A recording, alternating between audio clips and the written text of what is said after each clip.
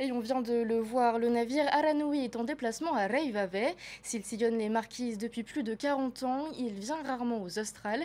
Faire escale dans les îles de cet archipel devrait bientôt devenir chose courante. Les explications de Mike Leral et Thierry par Uyeri Philippon. Pas de grand soleil pour célébrer le retour de l'Aranui aux Australes, mais la plupart de ces touristes ont fait le tour du monde pour découvrir cet archipel, alors pas question de rester à bord. Et même sous la pluie, Reivave les accueille chaleureusement.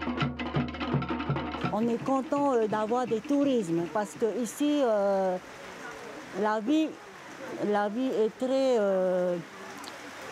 faible, on peut dire, parce qu'il n'y a pas d'économie. Avec le tourisme, on évolue.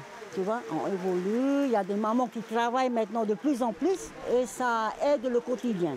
Avec le tourisme, il y a beaucoup de sous qui rentrent.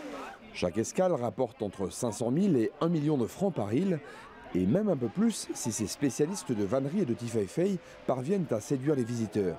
Souvent, ce séjour aux Australes est une deuxième expérience, comme pour ce couple de dentistes de Montréal. Il a quel il est un tout petit peu grand. Ouais.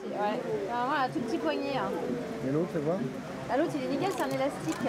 On a fait les Marquises il y a 3 ans, en famille aussi, bien sûr, et on avait vraiment trouvé l'expérience sur l'Aranui parfaite. Et c'est vrai qu'on s'était dit, on refera l'Aranui, et du coup, les Australes, c'était parfait pour découvrir l'archipel. En fait, c'est ça qui est top. Ils veulent revenir en Polynésie et refaire le bateau. Il y en a un certain nombre qui reviennent 2 fois, voire 3 fois, parce qu'il y a le Festival des Arts.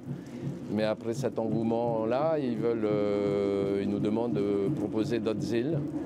C'est pour ça qu'on a fait des croisières tests sur plusieurs destinations, dont les Australes. Pour venir plus souvent au Tourapé sans pour autant délaisser la terre des hommes, la compagnie va se doter d'un nouveau cargo mixte, l'Aranoa. Il est attendu fin 2026 et devrait parcourir les Australes 2 fois par mois avec du fret et des visiteurs. Grâce à Aranoa, il y aura beaucoup de touristes qui vont venir à Reivave et ça va beaucoup développer l'économie touristique à Reivave.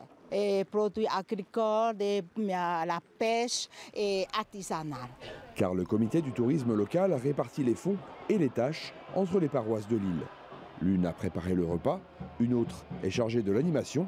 Ainsi, tout le monde apprécie ces touristes férus d'histoire et de culture, tous un peu aventuriers, car les trajets en baleinière sont bien plus sportifs qu'un tour de Paris en bus.